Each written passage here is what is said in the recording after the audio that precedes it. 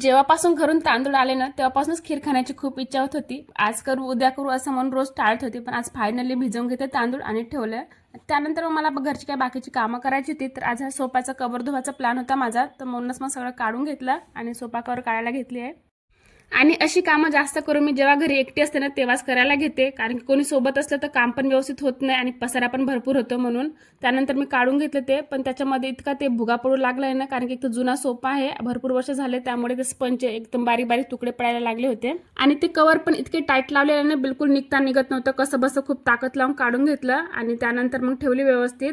ते निरम्याच्या पाण्यामध्ये वगैरे टाकून घेतलं आणि बघा किती फरशीवर इतका भुगा झालेला आहे ना. आता हे सगळं मला साफसूफ करून घ्यावं लागणार. मी हे सगळे करेपर्यंत दुपारच झाली होती आणि मी पण इतकी थकून गेली. पण आता काय करणार, माझ्या मित्राला खायचं होतं ऑमलेट. त्यानंतर मग 2 अंडे फोडून त्याला ऑमलेट करून दिलं आणि नंतर माझ्या लक्षात आलं की सकाळी तांदूळ पण भिजवलेलं होतं आणि मला इतका पस्तावा होत होता की कशाला भिजवलं ते तांदूळ फालतू म्हणून.